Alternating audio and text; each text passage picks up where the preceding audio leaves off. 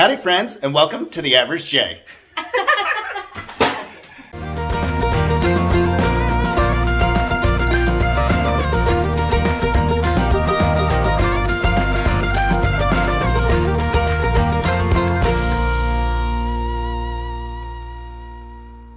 So today, here's our special guest, Joan from Joan's Point of Plate, and Joan is going to teach me how to make chicken broth. Bone broth. Bone broth. Excuse me, bone broth. I've never made it before, and I've watched you do it, but I wanted to learn.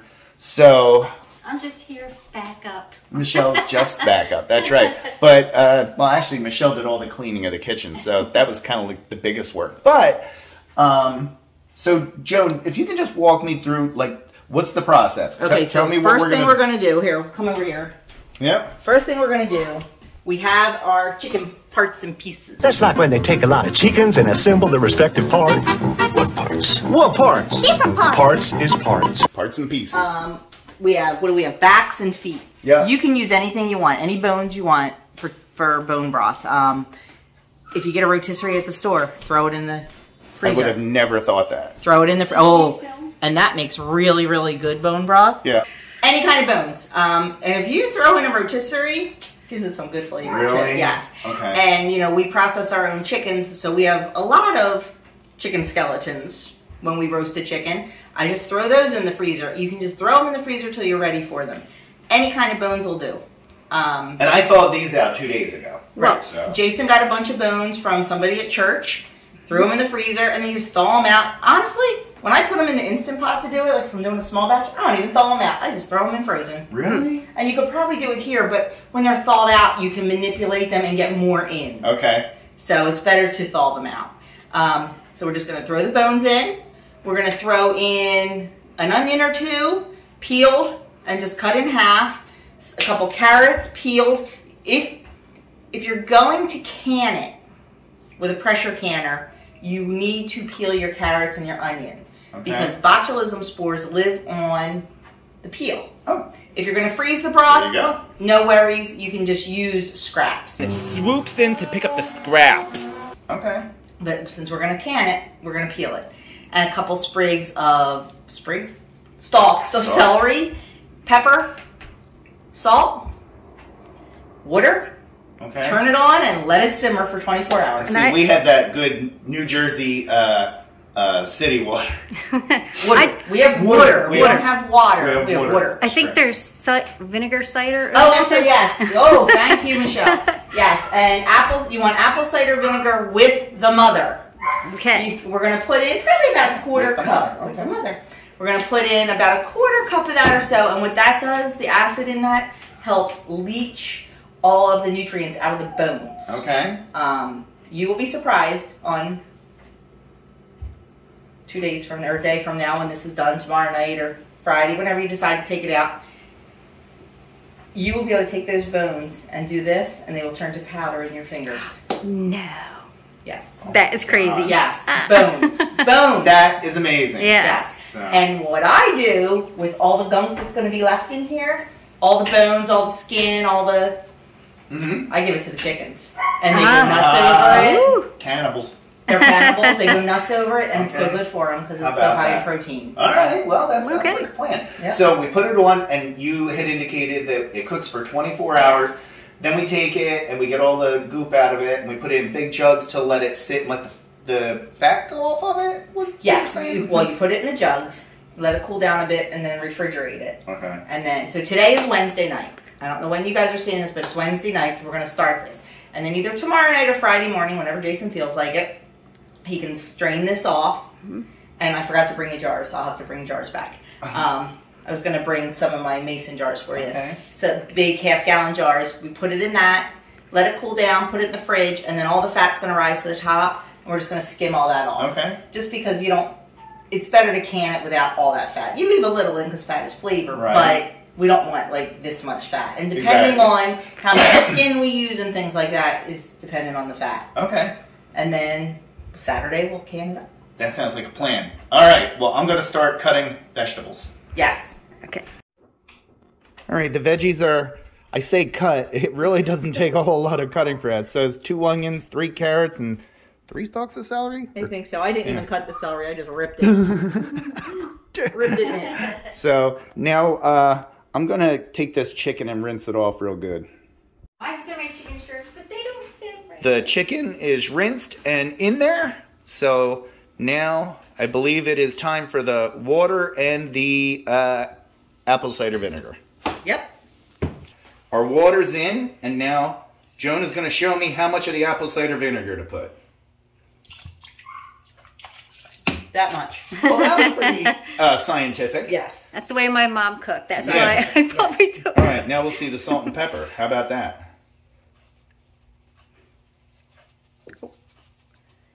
Nice. All right, all right, all right.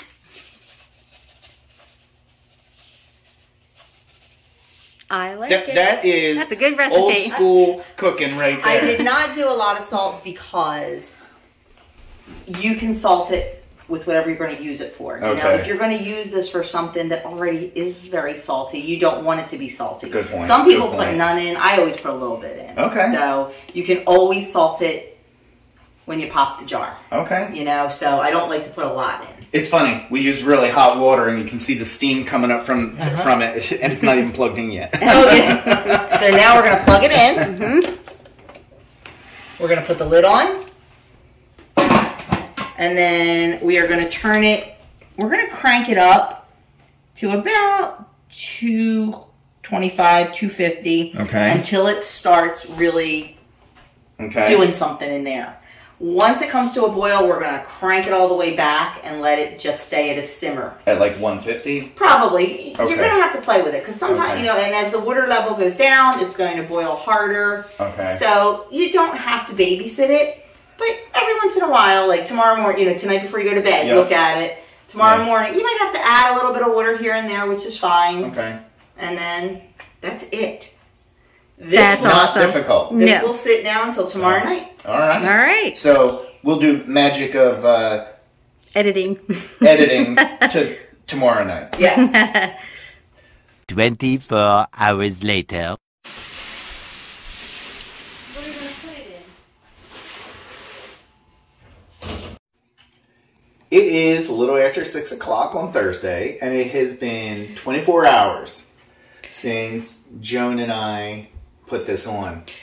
So I went ahead and turned it off, and we're going to open it up, see what it looks like, take all the stuff out of it, and strain it. Whew, that's a lot of stuff. Hot stuff. It is a lot of hot stuff. Whew, I just don't want to burn myself. Oh, this stuff is like falling apart.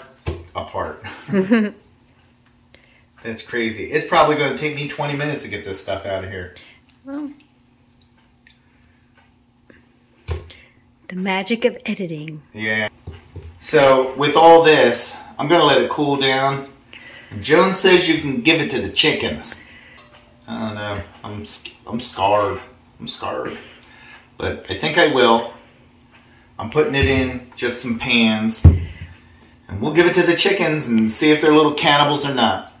All right, let me get this stuff out of here. We'll be back in a minute. Well, I think we got all the big chunks out. So I used the tongs to get the biggest stuff out. Then I used this strainer to get stuff out. And you can see I have 2 full bowls.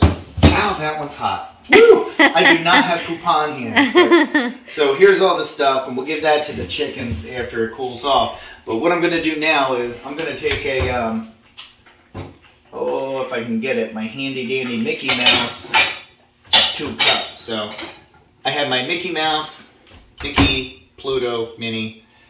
And what I'm going to do is I'm going to scoop this out. I'm going to put it through a strainer and into containers.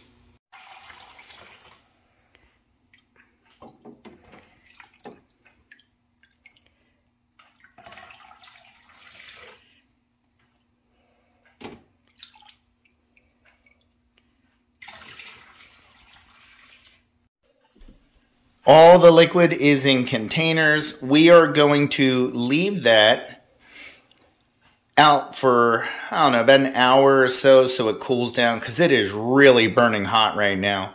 So we're going to let that cool down a little bit. And you can see material's already on the upper part. That's the part that once it gets cold, we're going to scoop off.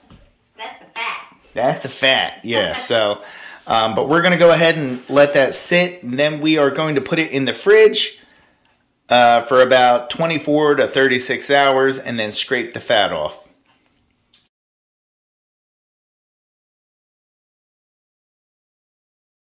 Okay, so I talked for like 3 minutes and kind of realized I wasn't recording, but Happens to us all. it does. Joan and Doug are over for dinner. It is canning day. We are going to can the bone broth, and Michelle was kind enough to make dinner. It is beef cubes with mushrooms and some kind of a sauce that she made in the crock pot. So thank you, Michelle. Smells delicious. Yes, it does. Yay! So we're going to go ahead and eat, and then we're going to show the canning. Are we filming? Yeah. Oh, sorry. Okay. So first step is getting the fat off the top of the broth.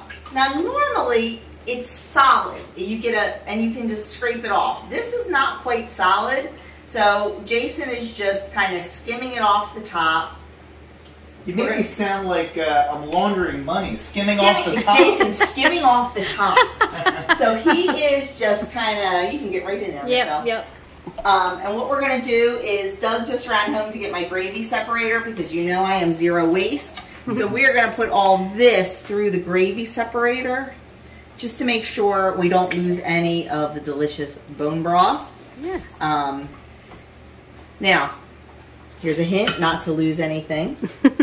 Once we get all this fat, what you can do is mix oats in it. You've seen me do it before. Ah. Mix oats in it, and I feed it to the wild birds.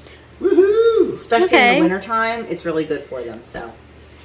But So- we are just right now skimming the fat off, and while Jason is doing that, over here we have our lids going. Now, Ball tells you not to do this anymore to their lids, but we're not using Ball lids. We are using my new favorite ForJars lids, and I have a discount code for you. Jason will put it on the screen right now.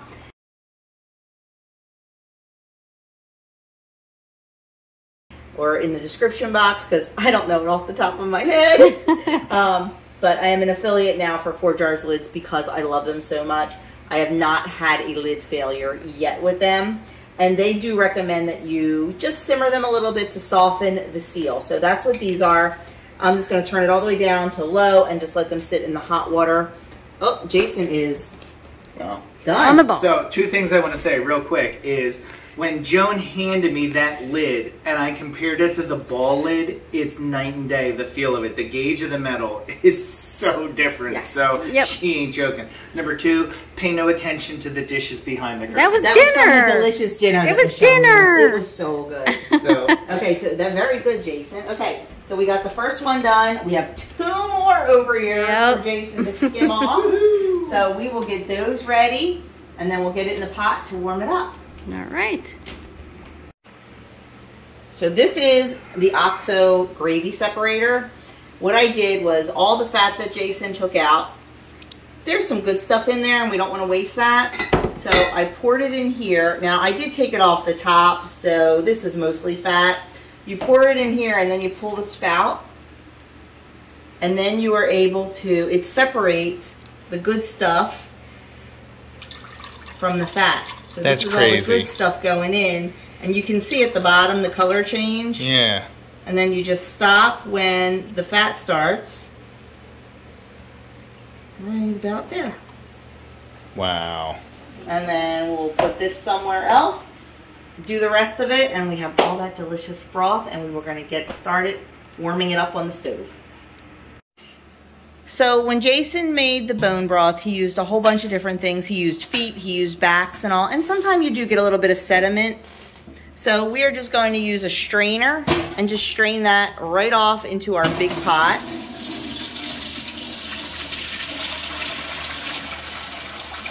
It is a beautiful rich color. I am so proud of him. And then we're going to do that with the... Look at all that stuff that Yep, see the sediment? And more than likely that's just a little bit of bone fragments and a little bit of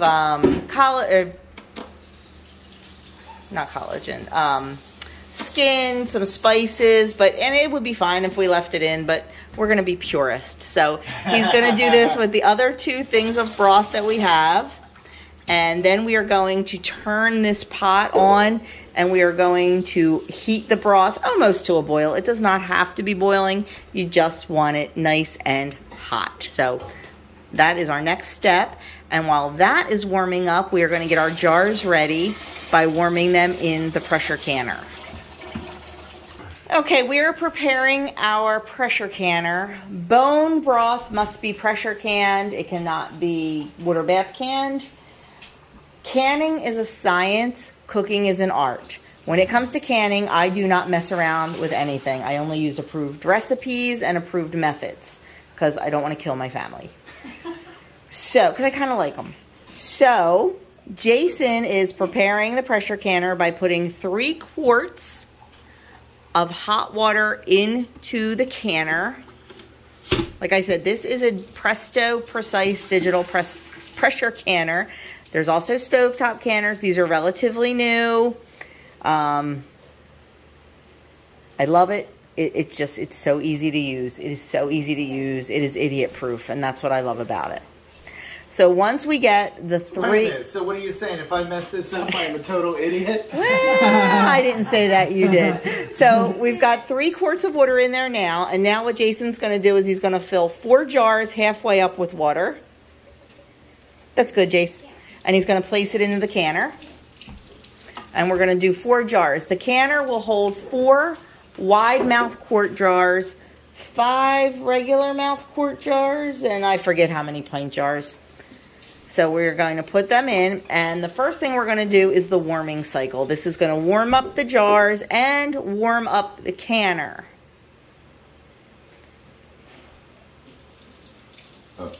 It's close enough. It does not have to be perfect.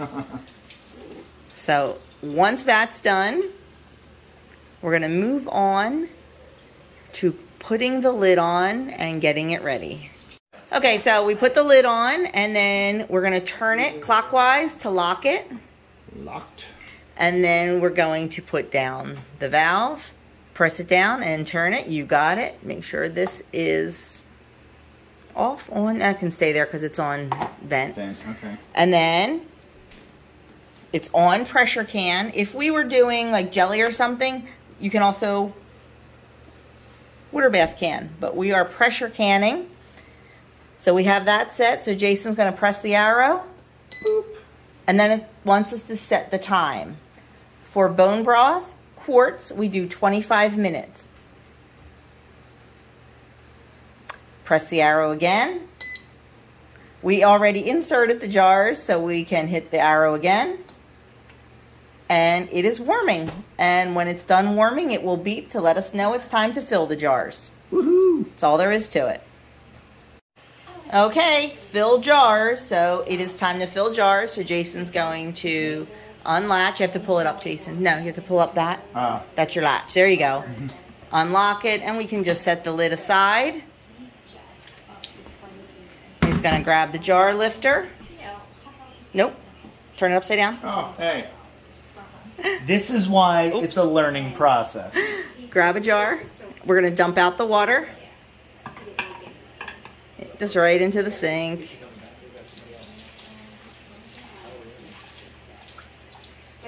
And then bring it over. Oh, we were practicing. I'm not going to lie. Put the funnel in. We will be. I do the Ooh, it is We're going to boiling. It is. Oh, yeah, we should have turned that way down. Be careful, Jason. We're going to grab some. And we are going to fill the jar to 1-inch head space, which is right at the bottom there. So I think they went down. And a quart is 4 cups. That's all it's really, we're going to do is power wash. Still the wooden table. Keep going, keep going, keep going, keep going, keep going. A little bit more, actually. It's a learning curve. Felt just short. There we go. Okay, now he's going to remove the funnel.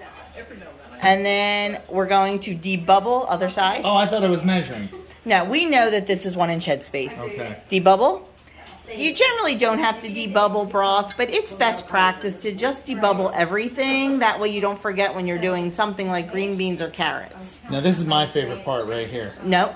Oh, You're jumping ahead. I am jumping ahead. Do you remember what's next? Wipe the lid. Wipe the rim. Wipe the rim. We're just using a clean towel. You can use vinegar. Some people like to use vinegar, paper towel, but we just use that. Now his favorite part is using the little magnetic thing. That thing is amazing. Look, it has the little magnet on it. Jason is not going to be happy with my quality of video in here. Oh, that's all good.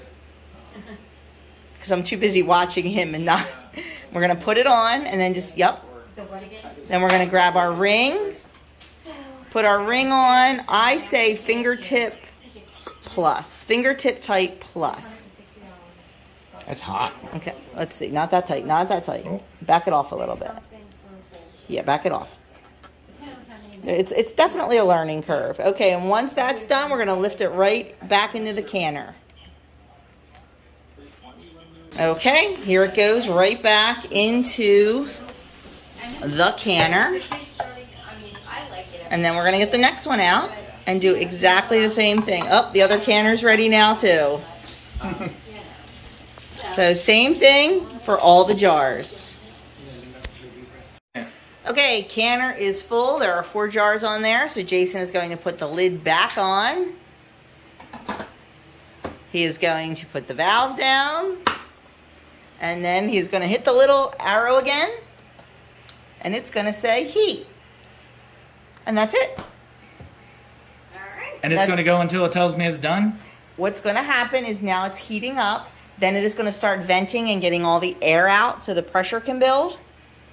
Once it's, and it'll tell us right on here exactly what to do. It'll beep and it'll tell you what to do. And then we put the regulator back on and it will can for 25 minutes and then we just wait for it to be done. The machine is smarter than I am. The machine is, it is. Are we smarter than a pressure canner? No, I mean... So that's it. Awesome. Wow. So we're going to finish up with the other one and play some Yahtzee. Okay, so this machine is heating up, and the other machine is actually venting. It has to vent for 10 minutes. It's down to 6 minutes, so we're a little bit behind on the second one, but you can see the steam coming out. So once it hits 6 minutes, after the 6 minutes is done, we're going to have to go ahead and put the cap on and put it for can. And again, this one is still in the heating mode. Okay, the second pressure cooker is canning. We're on that. First one has 20 minutes left. And we're going to take a few minutes and have some dessert. We have some strawberry shortcake and some blueberry lemon pound cake from the Amish market. Artie, you get nothing. Oh, you know he'll get something. The machine has completed, and now it is in cool cycle. So we're going to let that go ahead. We still have 10 minutes left on this one.